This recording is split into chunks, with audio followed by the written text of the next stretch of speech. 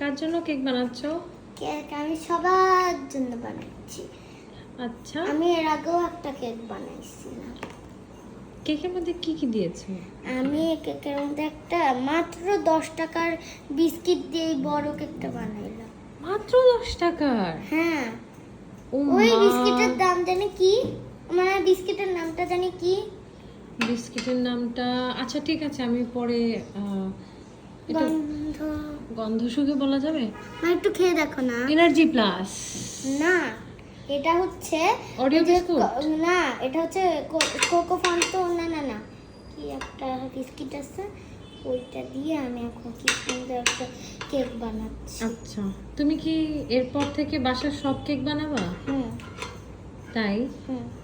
আচ্ছা, এটা কেমন খেতে, কেমন?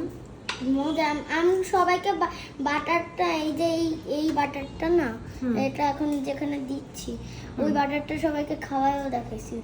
সবাই বলে অনেক মজা হয়েছে। তাই? ওহো, তাহলে তো এটা টেস্ট করতে হয়।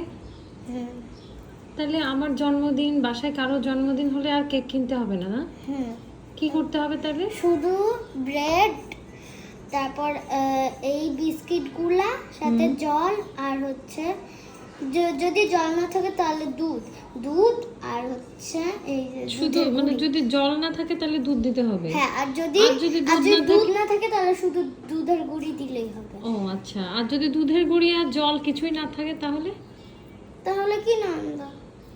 ও আচ্ছা, তাহলে শুধু কি? ওইগুলো তো কম, কিন্তু কেকের দাম যত আচ্ছা, অনেক। অনেক। কিন্তু সেটা চেয়ে এটা তো অনেক হেলদি হয়েছে, অনেক সুন্দর কেক তুমি বানিয়েছো, খুব সুন্দর হয়েছে তো দেখতে। বাহ, একটু খাও। এখনই কি খাওয়া যাবে? খাওয়া যাবে। আচ্ছা দাঁড়া, আমি ছুরি আনি। আচ্ছা ঠিক আছে, একটু পরে তাহলে খাই। তাহলে এখানে বলে দাও, বন্ধুদেরকে বলে দাও যে এইভাবে কেক বানানো যায়, বলে দাও এখানে বলো। কেক বানানো যায় জানো তো?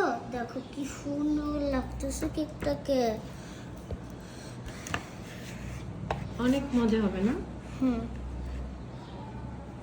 ও বাবা, আমি তো কখনো এমন কেক বানানো শিখিনি, আমাকে একটু শিখিয়ে দিবা? হুম। ওকে।